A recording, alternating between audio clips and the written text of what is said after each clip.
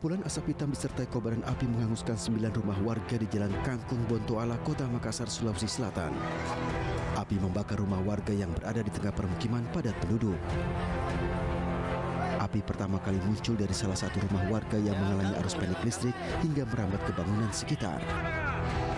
Warga ketakutan panik menyelamatkan diri sambil mengevakuasi harta benda mereka. Petugas pemadam yang tiba mengerahkan puluhan unit pemadam ke lokasi. Atap rumah terdampak 6 ludes, 2-nya terdampak ringan.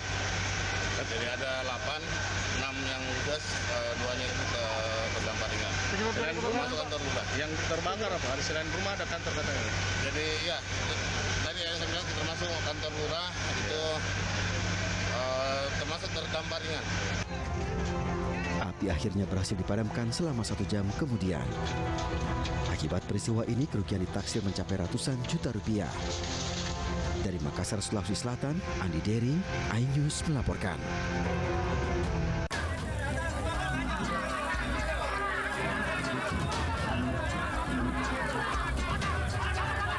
Ratusan buruh tenaga kerja bongkar muat Pelabuhan Bungku, Toko Kendari, Sulawesi Tenggara mengamuk di kantor KSOP Kendari. Mereka kecewa dengan kantor Syah Bandar Kendari yang tak satu pun masuk bekerja, padahal hari kerja. Buruh yang kecewa kemudian mencoba membakar meja security yang ada di depan pintu masuk kantor. Beruntung buruh lainnya dapat menahan aksi tersebut sehingga kericuhan dapat diredam. Para buruh menuntut untuk dipekerjakan kembali di dalam pelabuhan setelah mendapatkan pengakuan dan persetujuan dari Kementerian Koperasi dan UKM. Belum Pak, kami tidak dipekerjakan sampai hari ini. Ada berapa buruh yang belum dipekerjakan? Sekitar 600 buruh, 350 dari Karya Bahari dan 350 dari Tunas Bangsa Mandiri. Sudah berapa lama sampai sekarang? Kalau dari Karya Bahari kami sudah sekitar kurang lebih 5 tahun. 5 tahun. Buruh berjanji akan terus melakukan boikot di Pelabuhan Bungku, Toko Kendari agar dapat dipekerjakan kembali di pelabuhan. Dari Kendari, Sulawesi Tenggara, Febriono Tameng, iNews melaporkan.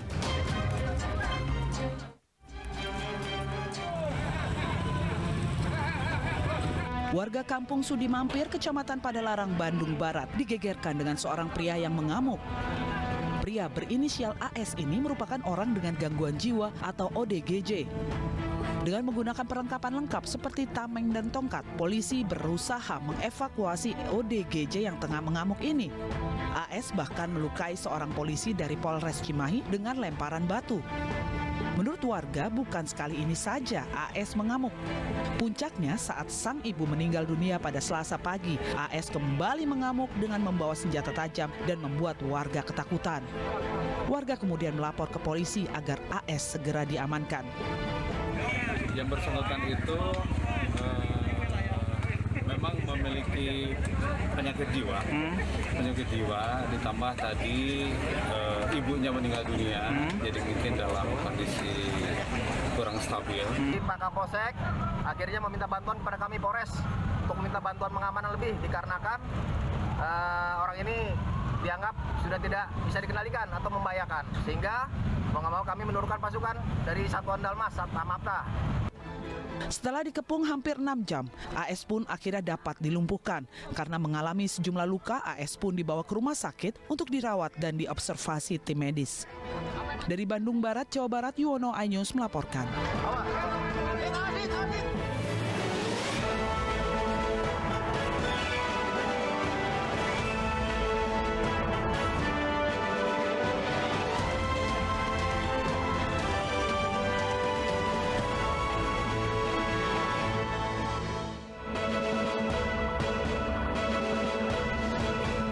Polri limpahkan barang bukti kasus Ferdy Sambo ke Kejaksaan hari ini.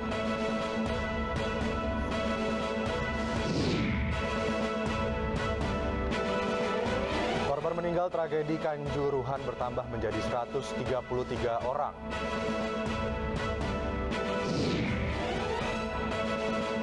HUT ke-77 TNI dengan rangkaian upacara peringatan dan sejumlah rangkaian kegiatan.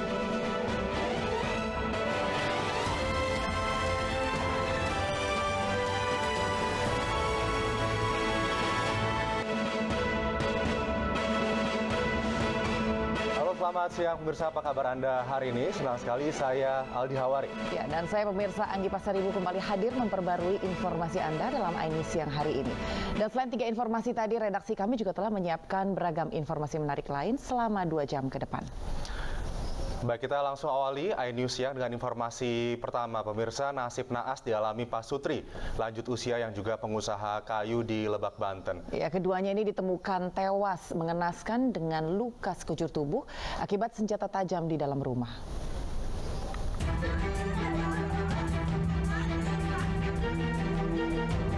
Warga Kampung Nanggerang, Desa Hurgazruk, Cipanas, Lebak, Banten dihebohkan dengan tewasnya Barnas 60 tahun dan istrinya Ona 58 tahun di dalam rumah mereka. Pak Sutri yang juga dikenal pengusaha kayu ditemukan dengan kondisi mengenaskan penuh luka sabetan senjata tajam di sekujur tubuh. Keduanya diduga dihabisi pada malam hari dan baru ditemukan anak korban keesokan harinya. Diketahui kedua korban hanya tinggal berdua, sedangkan anak korban tinggal di luar kota. Tahu dari siapa tuh, Mas? Ada telepon, saya ngobrol. Sampai saya pulang. Jam berapa, Bang? Dapat kabar? Masih tahunya jam 7:30. Polisi menyebut kedua korban selain pengusaha kayu juga membuka usaha warung di depan rumah. Saat ini bahwa kedua korban membuka usaha warung, dan memang setiap malam tutup, tapi orang-orang yang dibakar untuk melayani. Sejumlah saksi yang dimintai keterangan menyebut tidak ada barang berharga korban yang hilang. Hingga kini, polisi masih mendalami kasus pembunuhan yang terbilang sadis ini. Dari Lebak, Banten, Iskandar Nasution, iNews melaporkan. Ya, selanjutnya seorang perempuan lanjut usia di Sragen, Jawa Tengah membunuh anak kandungnya karena emosi tidak dihiraukan saat memberikan nasihat. Pelaku sempat mengucapkan selamat jalan kepada putranya sebelum memukul kepala korban dengan menggunakan batu.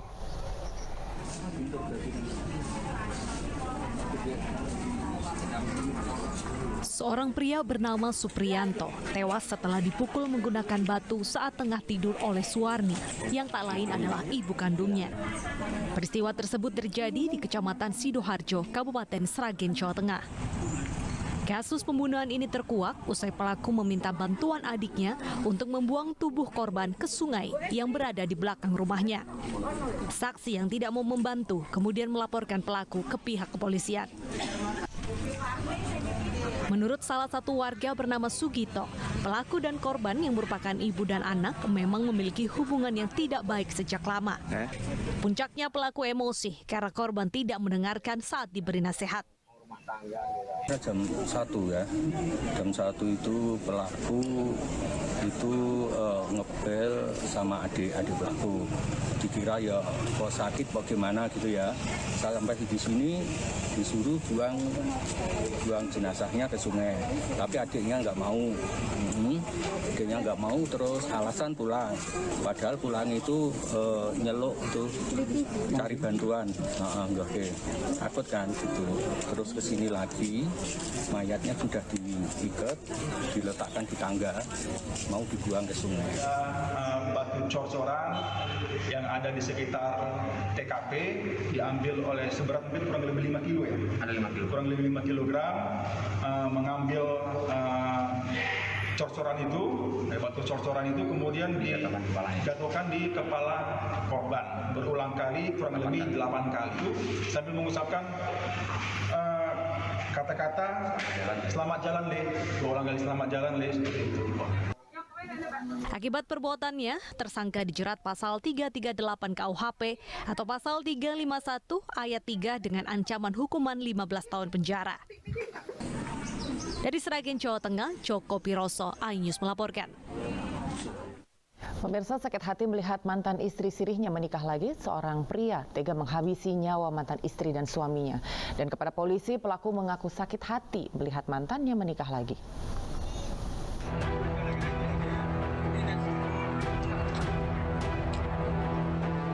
Warga Tanjung Ratu, Kecamatan Selage Lingga dikejutkan dengan peristiwa pembunuhan di sebuah rumah yang dihuni pasangan suami istri. Di lokasi bercak darah korban masih tersisa hingga ke halaman luar rumah. Peristiwa pembunuhan terjadi dalam kamar korban. Pelaku pembunuhan adalah mantan suami korban yang baru menceraikannya 3 bulan lalu. Pelaku berhasil ditangkap oleh jajaran Polres Lampung Tengah di Pelabuhan Bakauheni, Lampung saat hendak melarikan diri ke Pulau Jawa. Untuk motif dugaan kami, motivasinya adalah cemburu. Jadi si pelaku merupakan mantan suami siri daripada istri korban. Yang korban adalah suami baru daripada si wanita yang sama tersebut. Untuk mempertanggungjawabkan perbuatannya, pelaku dijerat dengan pasal 351 ayat 3 dengan ancaman hukuman seumur hidup kurungan penjara. Dari Lampung Tengah, Roy Peroli, iNews melaporkan. Selanjutnya pemirsa, diduga mengantuk, sebuah truk yang dikemudikan seorang sopir menghantam rumah dan mobil milik warga di Muara Enim, Sumatera Selatan. Sopir truk yang menabrak kabur saat kejadian.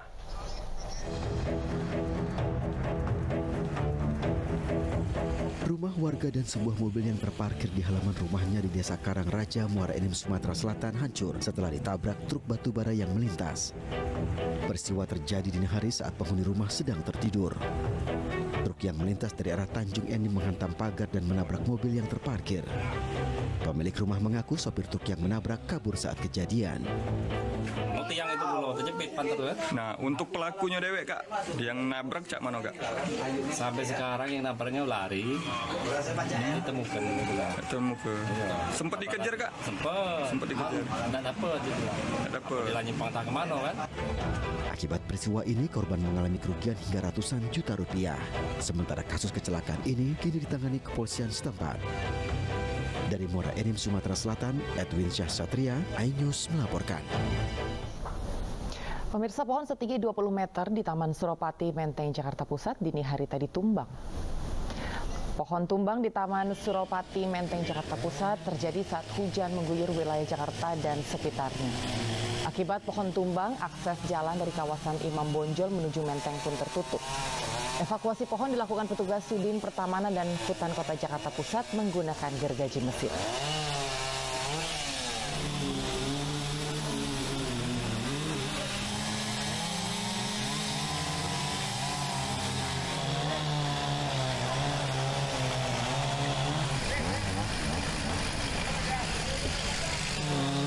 Tadi ada sempat mobil ya ketimpa juga, tapi mobilnya nggak terlalu parah sih, cuman dia udah jalan lagi karena. Ini gara-gara apa sih Bang? Kalau kayak gini ya mungkin udah tua juga pohonnya, udah lapuk ya. Iya, lapuk pohonnya. Ya, tidak hanya di ibu kota saja, hujan deras dan angin kencang juga melanda Kota Padang, Sumatera Barat mengakibatkan pohon berukuran besar tumbang. Ya, ini pohon tumbang juga mengakibatkan kendaraan yang terparkir ringsek tertimpa.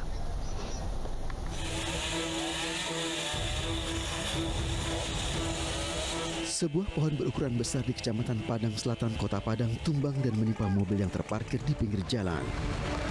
Peristiwa terjadi saat wilayah Padang Selatan dan sekitarnya diguyur hujan disertai tiupan angin. Mobil milik warga ringsek di bagian depan tertimpa pohon yang tumbang. Evakuasi pohon dilakukan petugas dengan memotong pokok kayu dengan menggunakan gergaji mesin. Nah, ini menimpa kendaraan sedan ya, dan di depannya agak berat juga, sehingga menghambat akses jalan utama di depan SPBU Ranah. Nah, di Ranah ini pohonnya cukup besar ya, lebih kurang sekitar 70 diameter ya, 30 cm. Pohon kayu ini berjenis yang sana. Akibat pohon tumbang, arus kendaraan di lokasi terhambat. Warga diimbau waspada mengingat musim penghujan mulai turun. Dari Padang, Sumatera Barat, Budi Sunandar, iNews melaporkan. Pemirsa, 2 bidan di Kota Kendari, Sulawesi Tenggara ditetapkan sebagai tersangka kasus aborsi anak di bawah umur. Informasi selengkapnya akan kami hadirkan sesaat lagi usai jeda. Tetaplah di iNews Siang.